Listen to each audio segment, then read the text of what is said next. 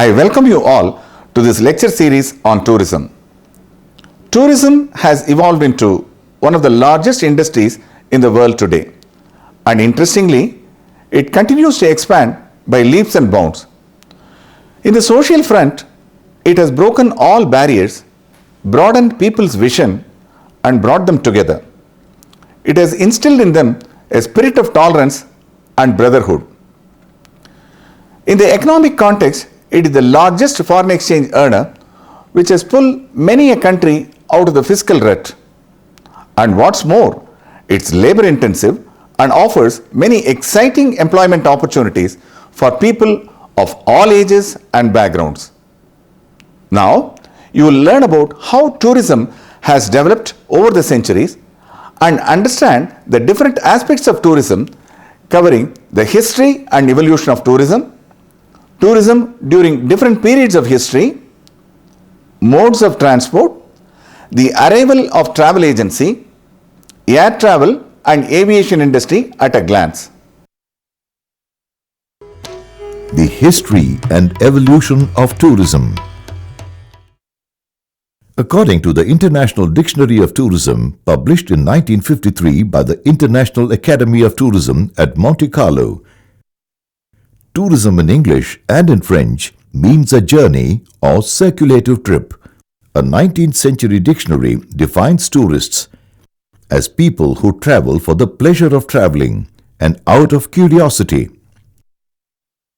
WTO, World Tourism Organization, has defined a tourist as a temporary visitor staying for at least 24 hours in a country visited, when the purpose of the journey would be for leisure, recreation, holiday, health, education, religion, sports, business, family functions and conventions. Travelers staying less than 24 hours are defined as excursionists. Never in the history of the world has there been a migration of people from one country to another country on such a scale as is taking place today. We can say it's a small world now. The number of international and domestic tourists has doubled over the last decade. Travel industry is the third largest retail industry in the USA and the top employer in most of the states. The last 55 years have seen a swift increase in the automobile ownership, expansion of airline fleets, proliferation of hotel and motel chains, and car rental companies throughout the industrial world. The interconnection of all these sectors through modern communication systems have accounted for the phenomenal growth of travel industry. Together, they have improved transportation facilities and tour packages. Tourism or travel industry has expanded fast and has been witnessing revolutionary changes. Paleolithic evidence suggests that, given the right environment, man prefers to live in one place and not to wander about the earth. During a million years, changes in the climate, dwindling food supplies, or hostile invaders alone made people leave their homes to seek refuge elsewhere. Perhaps it was the invention of the wheel about 5,000 years ago which made travel possible, followed by the development of trade and agriculture. People went from place to place as travelers and traders. Almost at the same time, trade and travel developed in India, where the wheel and the money were already known at the time of the Mohenjo-daro civilization 3,500 years ago. Traditions of travel in India are perhaps the oldest in the world, the motive being primarily religion or trade. The great sages of the past retired to the Himalayas in the north or to the dense jungles of the south to meditate or set up their ashrams, hermitages, which really were centers of learning. In the medieval period, people were tourists because of their religion, whereas today They are tourists because tourism is their religion.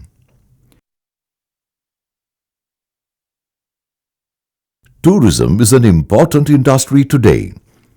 Many countries are dependent on it for their foreign exchange earnings. Tourism, or what is now popularly referred to as the travel industry, has become a comprehensive social science which calls for a serious study and attention because of its impact on the lives of millions of people across the world. Among the developing countries, India was one of the first to realize the potential of tourism as a tool of economic growth. As early as 1958, the Government of India set up a Department of Tourism and Civil Aviation under a cabinet minister. Modern tourism has evolved into a normal consumer product, transacted through retail outlets, wholesalers, and even department stores. Tourism in the BCs. Phoenicians, the people living on the coast of Syria at the eastern end of the Mediterranean Sea in ancient times, were probably the first real travelers in the modern sense, as they went from place to place as traders and travelers. Perhaps the invention of the wheel about 5,000 years ago and the invention of money by the Sumerians of Babylonia led to the development of trade in general and travel in particular. As early as the 3rd millennium BC, Egypt was a popular place for people across the world then. There are references to the Babylonian king Shulgi, who ruled Egypt 4,000 years back, and is said to have boasted that he protected roads, built gardens and rest houses for travelers. The ancient Greeks traveled short distances in small boats. In the 5th century BC, Herodotus toured Phoenicia, Egypt, Cyrenaica, Greece, and the Black Sea, and recorded the history, social customs, and practices of the people living in these areas. Greeks traveled to spas, festivals, athletic meets, and to consult the oracle at Delphi.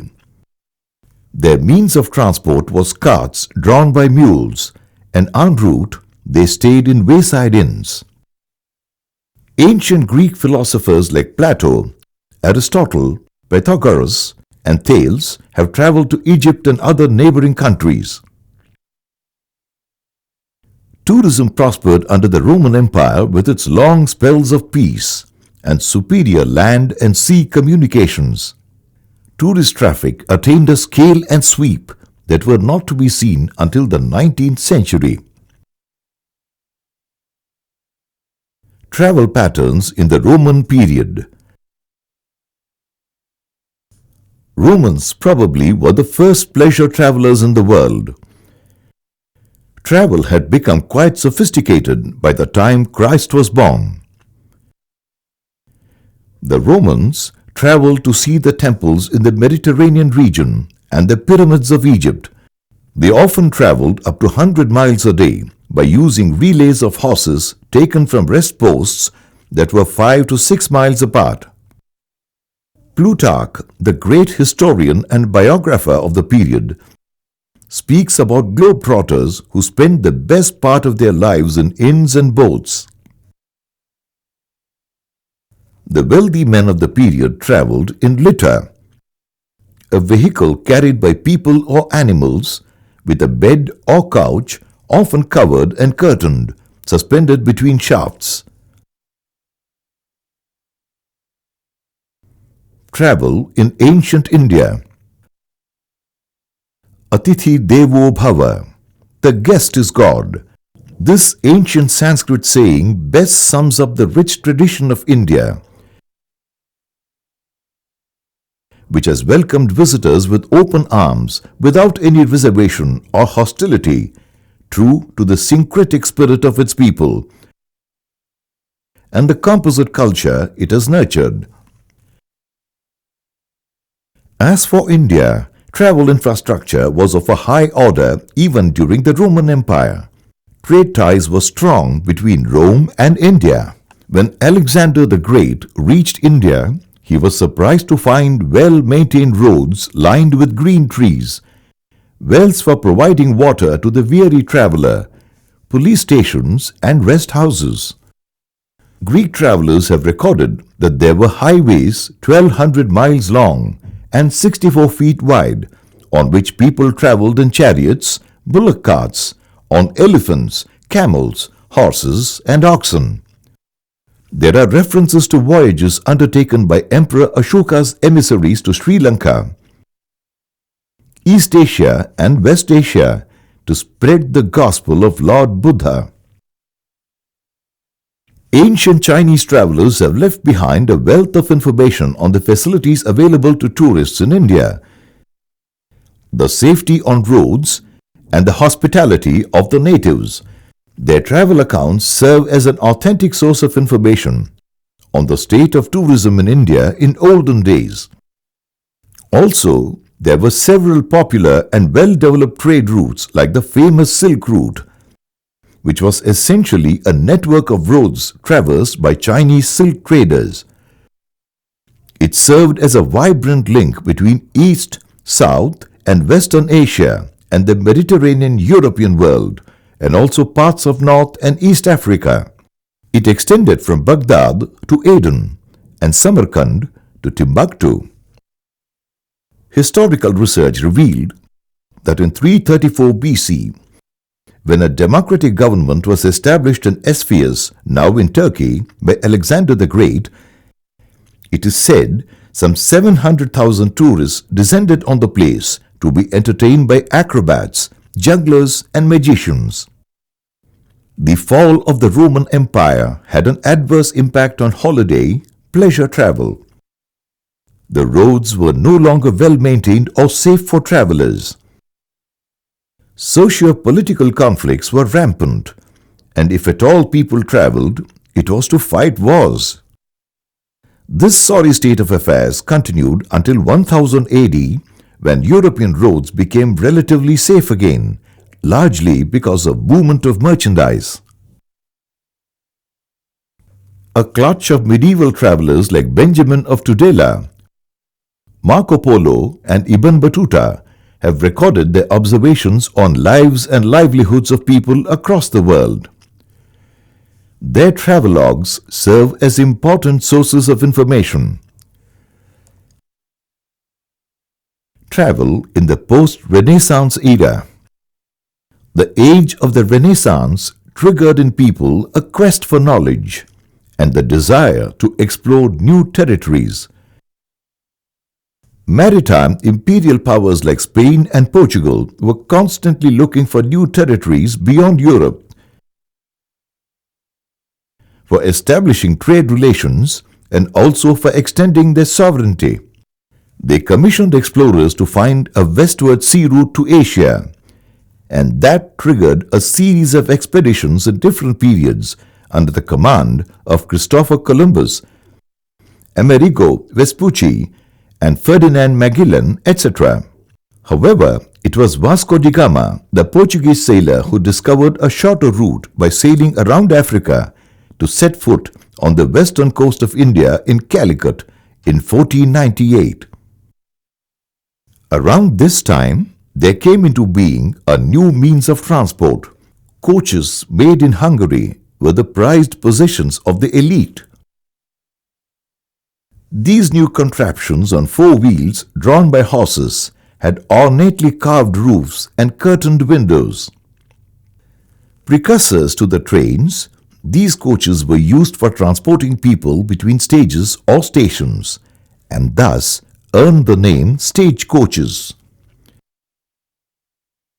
With the advent of the stagecoach, places of rest for travelers came up. However, in the initial stages, travel by stagecoaches was neither fast nor comfortable due to bad roads. A short distance from London to Brighton in England took 2 days. Modes of transport: road, railway, sea. The exit of dirt roads. A landmark development in the first decade of the 19th century revolutionized travel when John L. Macadam and Thomas Telford invented a new process for laying roads with a smooth hard surface that would be more durable and less muddy than the dirt roads. The steam age. When the first railway was opened in England in 1825, people were not excited. It was derided as an odious deformity and the device of the Satan, which could blow up any time and kill people. The year 1830 saw the arrival of the first railroad of Europe between Liverpool and Manchester. Almost around the same time, a rail track was laid in France to link Paris with Versailles. Soon the Germans followed suit with a track between Nuremberg and Fürth. Railways in America. An enterprising American inventor and industrialist, John M. Pullman, started the comfortable railways in America. He designed and developed a sleeper coach, which he named the Pioneer, where a berth cost $2 a night. This train was a popular mode of travel in the United States for quite some time. But today, train travel has almost become extinct thanks to the rapid strides made by the US automobile and airline industries. However, in other countries like India and Japan, the train is still the most preferred mode of travel. Superfast trains of Japan, like the famous bullet train, have literally made distances meaningless. France also has trains known for their safety, punctuality, and incredible speeds touching 350 kilometers an hour. Growth of shipping services. Developments in shipping have made crossing the oceans a comfortable, safe, and enjoyable experience. In the mid-1800s, transatlantic voyages between Europe and America took about 2 weeks. With the arrival of the twin propeller steamer with a steel hull developed in Paris in 1889, the travel time across the Atlantic was reduced to 6 days. Ships enjoyed a good patronage until competition arrived from airlines in the post-war period. By 1955, there was more transatlantic travel by air than sea. However, luxurious cruise ships with a huge capacity to carry passengers numbering 1,000 or more are still popular today among leisure travelers who have the time and money. The impact of automobile on travel. Nothing has changed the landscape of travel so much as the automobiles in the 20th century. Pioneer motor cars with a speed of 20 kilometers an hour have passed into history, and today the roads are dominated by spacious, comfortable, faster, safer, and more fuel-efficient vehicles. Right from the design stage until the vehicle rolls out of the assembly line, technology dominates every aspect of production.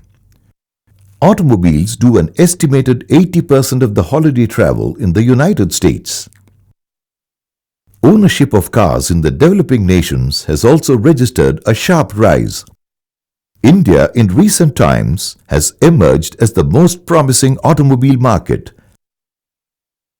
with the presence of the world's leading manufacturers known for their impressive product range, catering to different segments.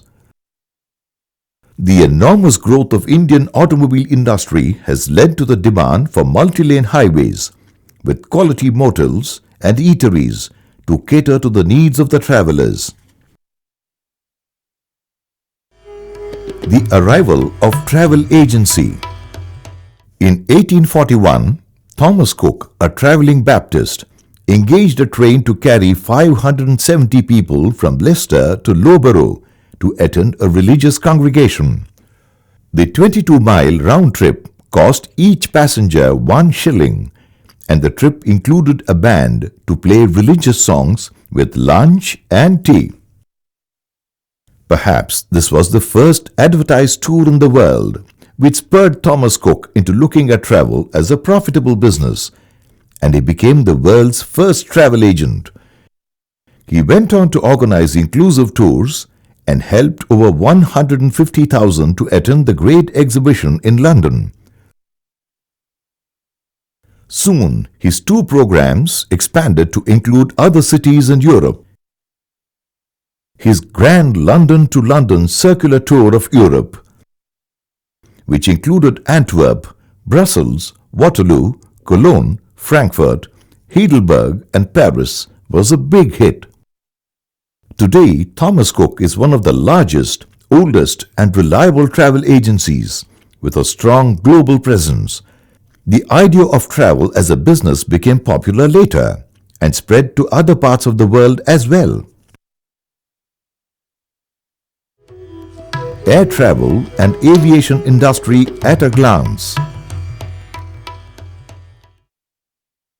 Nearly 16 years after the contraption designed by the Wright brothers took off in what was the first flight in 1903 at Kitty Hawk, North Carolina, a systematic and periodic air service commenced in Germany. The services operated on Berlin-Leipzig-Weimar route, and the carrier subsequently came to be called Deutsche Lufthansa, which is an aviation major today. Charles A. Levine acquired the distinction of being the first transatlantic passenger non-stop flight from New York to Germany in 1927. This was soon after Charles Lindbergh's solo flight from New York to Paris. Given the geographical spread of the United States, air travel has been accepted there as the most practical means of domestic as well as overseas travel today. Multiple players in the fray, locked in a stiff competition, have resulted in substantial reduction in tariff and made air travel more affordable to all. The role of IATA. In the post-war period, IATA, International Air Transport Association, with its avowed objective to represent, lead and serve airlines, has successfully streamlined their operations across the world. Besides setting benchmarks for the member airlines, IATA has ensured smooth carriage of people and goods around the global airline network, as if they were traveling on a single airline in a single country. In addition, IATA provides the requisite professional support to all industry stakeholders with a wide range of products and expert services such as publications, training and consultancy. IATA's financial systems also facilitate travelers to use different airlines for their travel through different cities in the world with just one ticket. The IATA clearinghouse plays the mind-boggling role of working out the exact revenue share of each airline involved in the carriage and facilitates proportionate distribution of the revenue.